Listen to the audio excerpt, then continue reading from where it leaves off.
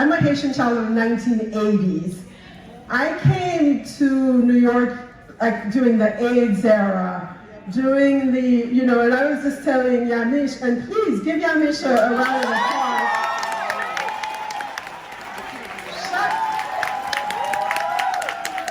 Chaque fois que Yamish a parlé avec Trump, I'm like, yes!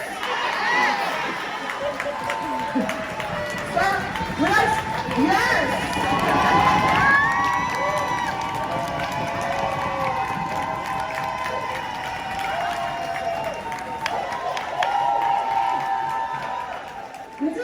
Ça c'est pour tout des saluts, non? Donc, pas que mon, l'homme qui fait venir sortir Haïti, when I came to New York in the 80s, there were people like Karine, there was Loyal Mish. Now I can turn on my TV and see fabulous Haitian women. How special is that? And then to meet all of you. My daughter Mira is here, and I have to say, every time you guys talk about the sleepover thing, it's like you're doing me a great service. Because now, I think after this she realizes, like, I'm not a strange person. There's like, I have a whole tribe. There's so many like me. Who thinks like, who is always with me like I do? Who will come and like I And I never thought those words would ever come out of my mouth. Because I hated when my mother did this. But looking around the room, there's so many of you that have personally meant so much to me. And I have to start with Marie Racine. Marie was one of those people when my book came out, and there were a lot of angels like that in the Haitian community for me. Some of you may not remember, but I got a lot of hell for that book because there was something in it that Haitian people didn't really like.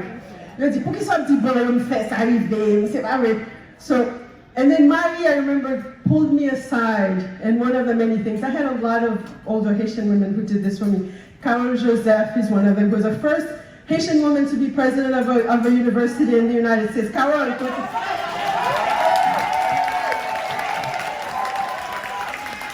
So this is a room full of pioneers, young pioneers, older pioneers, and Marie was one of them, and she would always pull me aside and give me a talk about the Creole in the book, about just being in the world. And I think because there are people who understood, when you're young, and I was 24 years old when that book came out, and you're sort of out there, and people see it, you're on Oprah, they think it's all good things, but there's also a kind of backlash that comes with it. And I was also like Karine, I was a very shy person, so but it was wonderful to have Haitian women who would come to me, who would talk to me about what was going on. So what I'll just make a few remarks, and then I'll read a little bit from Kikrak, the Women Like Us, because when Magali talked about an army of women, that's something that rang for me.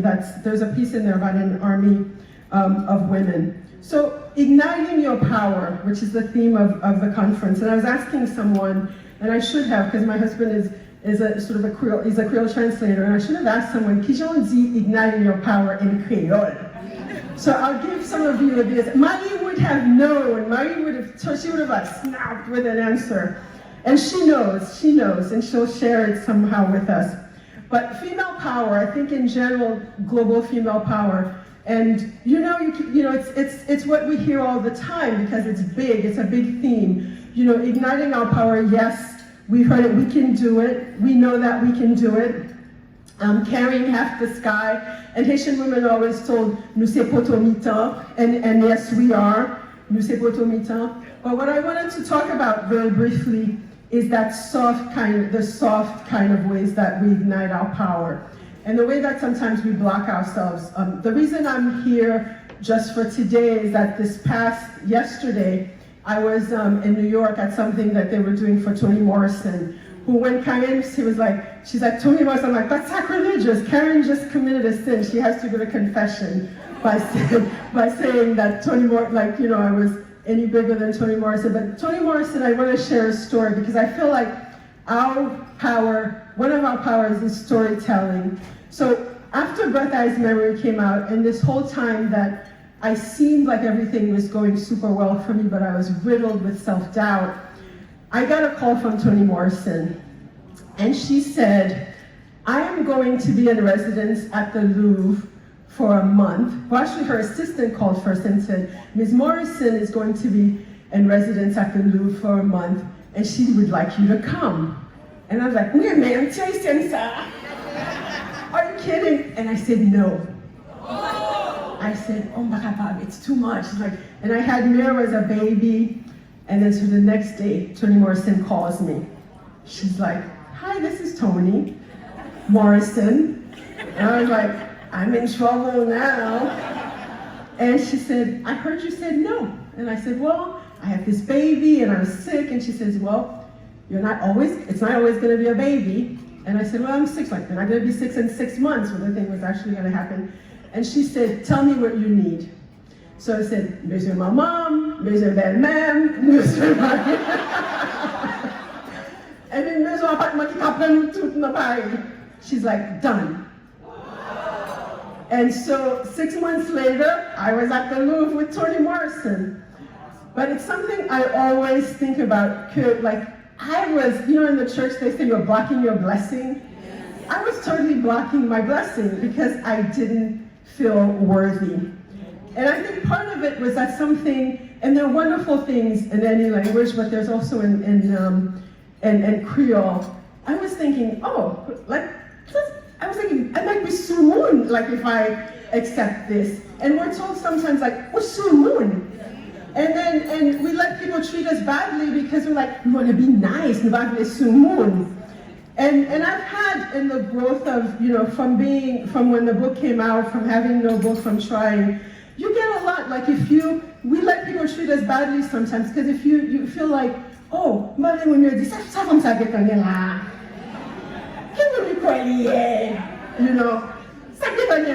And some of us have done it, and some of us have heard it. And so that for me was like that moment, and I kept thinking it was as the thing that was linking from the Toni Morrison event yesterday to this event today, was that how much we dim our power when we play small. And I realized playing small, and one of the questions that someone was asking just now about how we, how do you deal with like the pushback and people wanting you to play small. So let me dit, qui nous comprend même toujours penser oui. And Baina Bello, who's a wonderful, our extraordinary historian. Baina, where are you? Let the people see you, Baina. She's outside. But Baina Bello, she has a book out there, Shearers of the Haitian Revolution. But Baina Bello tells this all the time. She tells us who we are. Nous sommes petites Anna Carona. Nous sommes petites Sani Belair. Nous sommes petites Cécile Papillon. Nous sommes petites Catherine Franc. Nous sommes gens qui sorti, pendant nous sorti dans une dictature, qui a toujours bataille. That's who we are. And as I said, it's a lesson that I am still learning myself, because it's not easy, and it is a process. And I think that's what is important for us to know. When you see someone standing up here, and if you read Karin's book, you'll get that sense too. You see her on MSNBC, it's like, it seems like everything is perfect because they're around a frame, but there is a lot of struggle that also is behind that. And going along to with what Magali said, I think it's so important, especially as we gather here, to remember that our individual success, means nothing unless we are not just the exception, but are almost normal. Like and some of you might have had those relatives, I know I have. Les moun nan di, petite padre kenaïse na kate kote m'habite ya. C'est vrai même seulement kaïse nan zone na. No, that's not what we want. We don't want that kind of exceptionalism. So we want to succeed by the numbers, but not by the singular. And of course, as Magali brought into this room, it's something we cannot remember the girls and women who come behind us, both here and in the diaspora. I remember my mother left me in Haiti when I was 4 with my aunt and uncle who raised me. And when I was a teenager, when I was going through as much of a teenage tantrum situation that a Haitian child is allowed, so I had just watched something, some of you are old enough to remember after school specials. I had just watched one and it was all about like abandonment. Somebody gave my mom, you left me! How dare you leave me? And then I'm lucky I didn't get whacked, right? But I think it stirred something in my mother and she said to me, chaque fois que je mange, je pense sur manger. Chaque fois que je couche, je mange qui je coucher. You know, every time I ate something, I was wondering how you were eating. Every time I went to bed, I wondered how you were like sleeping. So, and I feel like for me personally in my heart, because I have a lot of family in Haiti, that is the way I feel about what's happening in Haiti now. So I would commend you all as ladies, as a force, to not forget the women and girls of Haiti. My girl, like the women and girls in my family would say, "Nou pa ka sorti," especially if you're a young woman. So think about the women and girls in Haiti, but also the young women and girls in our community. It meant so much that the older women in my community, when I was coming up, would wrap their arms around me and support me as I was going through, and continue to support me. So older women, share your stories, not just your triumphs, but also your struggles. And the young women can learn from you too, even as they're rolling their eyes. So our power is our journey. Our power is our stories. And I want you at this moment, I want you this very moment, wherever you are, even if you feel like it's hokey, I want you to still do it, to think about one Haitian woman who made a huge difference in your life, who helped turn that corner for you. I want you to close your eyes and evoke that person to you.